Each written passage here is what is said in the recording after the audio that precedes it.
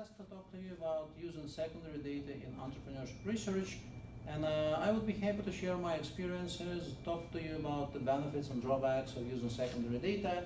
And to start, I actually want to start as an entrepreneurship scholar. So you know there are two basic approaches to strategy formulation, I guess, and when it comes to entrepreneurial ventures: causation and effectuation.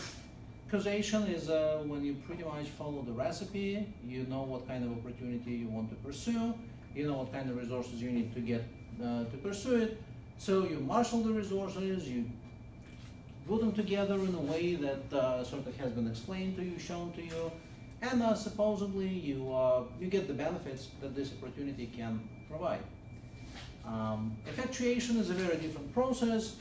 Here you look at the resources that you have in your possession right now, and and what you do is you try to find the best use for these resources given whatever limitations you're dealing with. And what I would like to suggest is that working with primary data is a lot like causation. You have your research questions, you design a survey that you think will allow you to answer those questions, and you go ahead, you collect your data, you get the responses to those questions. Causation. Working with secondary data is a lot like effectuation. So you try to see what you can get your hands on, and you try to see whether or not you can answer the questions you care about with the data that's already available. And being an entrepreneurship scholar, I definitely encourage you to consider effectuation as an approach to your research design. So for that reason, I think secondary data is beneficial to us as entrepreneurship scholars.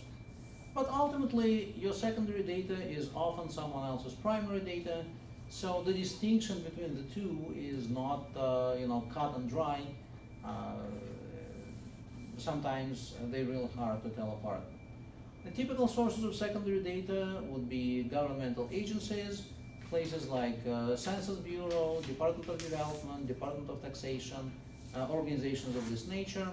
Could be large surveys, organizations like Global Entrepreneurship Monitor, or maybe Panel Study of Entrepreneurial Dynamics, and also organizational records specifically for public corporations that are kept by CompuStat and organizations like that. So in terms of the structure of the presentation, I'll talk to you about the benefits of working with secondary data first. But I will not stop there, right? It's not my goal to just sell you on the benefits. I want you to also be aware of the drawbacks that working with secondary data entails. And I'll talk about that and of the strategies to address those challenges if we want to be successful in our entrepreneurship research. And finally, I'll talk about the kind of questions we can answer with the secondary data as the basis for our methodological approach. Now, let me start with benefits. First of all, working with secondary data greatly reduces uncertainty. When you try to collect your primary data, oftentimes you don't know what exactly you're going to get, especially if you have some novel instrument, especially if the response rates are low. Secondary data, the problem does not exist.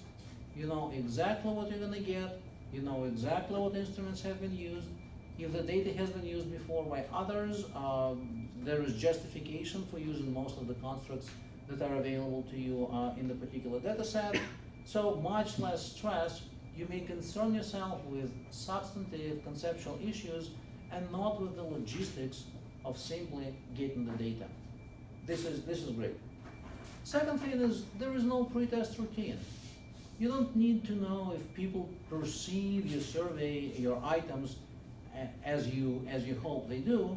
You don't need to modify any of your research items. It greatly cuts the time required to collect the data. You don't need to sell new instruments to reviewers, and if you try to come up with new instruments to measure important concepts, you know that this is a challenge in its own right. So if you have a paper that asks some novel conceptual question and offers a novel instrument, you face an insurmountable challenge. So working with secondary data helps you address that challenge head on. And finally, because you are a lot more likely to obtain high quality panel data and not cross-sectional data with secondary sources as opposed to primary sources. The kind of relationship you can examine is much broader, right? So unlike with primary data collection, with secondary data you can look at causal relationship and not just association between variables. So I think for us to be able to give consistent and theoretically and methodologically sound answers, this is very important. So I would definitely encourage you to work with secondary data just to be able to tackle the issue of causality. Now, response rate and respondent's identity is not your problem, right? So the data often comes from reliable sources, quality has been checked and double-checked, but you know, even if there are still questions, you cannot answer them. And reviewers understand that, and they're willing to work with that. So it shields you from unnecessary, I guess, attacks by the reviewers, which is great. If the data exists, you can often access it within minutes. You don't need to obtain any IRB clearances. You don't need to pre-test your data set, your instrument. You don't need to send out questionnaires. You don't need to pay your subjects or motivate them somehow to fill out the surveys. It's great. It's just there. You can get it within minutes, and often it is cost effective as well. Sometimes even free, but even if it's not free, it's fairly inexpensive compared to the pains of primary data collection.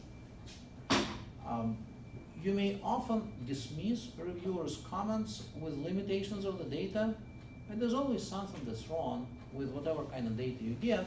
So, if the data set you try to employ in this paper has been used before, you simply refer the reviewer to that paper and said, yes, I know there are limitations, but papers such and such have dealt with this in this way, so I'm going to do the same. And usually this is enough. If there's enough citations to justify what you do, this is enough to get reviewers off your back, so it's helpful. Sample size is usually much larger with secondary data than with primary data, which allows you to uncover statistical relationship and significance without resorting to esoteric techniques such as bootstrapping. And there are often multiple sources of data with similar coverage. So if you try to look at entrepreneurial dynamics across countries, you may look at Global Entrepreneurship Monitor, you may look at World Bank, you may look at the OECD data. So yes, the approaches are somewhat different, but they capture largely the same thing. So it increases your confidence in the results that your regressions show. And I think it serves us well as scientists, as scholars, to have that extra reliability in what we do. And what's also nice is that it is easy to supplement the data with additional variables or more years. It is absolutely impossible with primary data collection without restarting the whole process again. With secondary data, you may actually discover a potentially novel, unused data set or the one that was not available to you before, and you grow your database by adding variables, adding years, so you have very consistent data of high quality. So in a sense, you can enter the same river twice. And what is also extremely important, this is the last slide on the benefits, is using secondary data provides for data equivalence. Oftentimes, when you collect the data, even within the same country, but in different regions, you cannot be sure that respondents answer the same question, even if the same question is being asked, right? Because people are different, because you know, maybe languages differ, because their life experiences differ. They may perceive the questions you ask differently, which will make responses collected in different regions not necessarily comparable, not compatible. You would not necessarily be able to bring them together into the same regression. With secondary data, it often has to do with the hard data collection, which is very reliable. You know, if you look at the number of startups, that's the number of startups. There is no cognitive variance behind the numbers. So it provides for easy generalizability, and as such, again, enables you to get good answers to questions that are important to policymakers and firms as well. And if there are problems inherent in the data, prior research may have developed mechanisms to deal with that. So with panel study of entrepreneurial dynamics, sure, certain groups of population of entrepreneurs are oversampled, which would render a lot of statistical inference invalid. Fortunately, there are ways to deal with this issue involving weights, and there's a lot of guidance out there as to how you can go and solve the problems. So you can use someone else's insights to increase the quality of your data and to improve the quality of your statistical inference. This is important. Enough about benefits. There are also challenges associated with using secondary data, and I want to discuss those with you because as scholars you need to be aware of what you'll be dealing with once you start working with secondary data in your research. And probably the most important one is noise. And the reason is that secondary data is rarely collected for the same exact purpose that you have when working with those data sets. So the variables may not capture exactly what you need them to capture, and you either have to somehow transform, clean the data, or accept the noise, which can mean to undesirable, I guess, side effects that you want to try to avoid. Second challenge is formatting. So sometimes the data is collected and recorded in such a format that you cannot simply transfer it to spreadsheets, that you need to reformat it. So you either need to be a true computer geek to fix all the formatting issues, or you have to spend weeks, if not months, of time to clean the data and format it to comply with the kind of purpose you have in mind for this specific research. There are also problems you have absolutely no control over, and that you need to exercise judgment to even understand if they are present. So one is entry errors. Think about missing values. Oftentimes when you have secondary data, some of the variables will be filled with zeros, and you often do not know if those are legitimate zeros or if those are missing values, and this is just how people decided to code them. So there's no way to check. You have to rely on your own judgment, which can be problematic. It can be expensive, right? So I talked before that usually it's more cost efficient than primary data collection, but there are some data sets that are actually fairly expensive to get, and unless you have support, maybe some grant, it may not be feasible to get a good enough data set to play with. And what is also important is that this is secondary data. It means someone has already used it probably for research purposes somewhat similar to yours.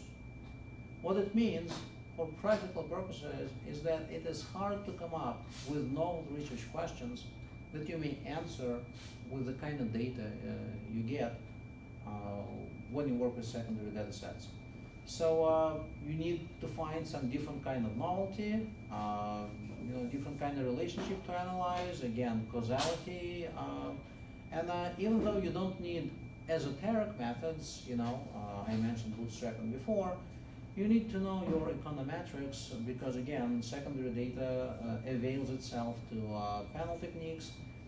Those are fairly elaborate, and you need to invest effort into mastering the techniques if you want to be competitive on this academic publication market. And it also importantly affects the kind of questions we ask and the data we use. right? So for most positivistic research that believes that the relationship is true and that you can approximate the concepts with particular constructs, for most positivistic research, you are likely to find secondary data. And as fields of inquiry mature and data requirements go up, working with panel data, which means with secondary data, becomes more important. It is not practical to use primary data to build up a panel data set, but secondary data lends itself for this work naturally. So again, if you happen to be in one of the disciplines that's been around for a long time, you almost have to rely on secondary data to answer the questions that you have.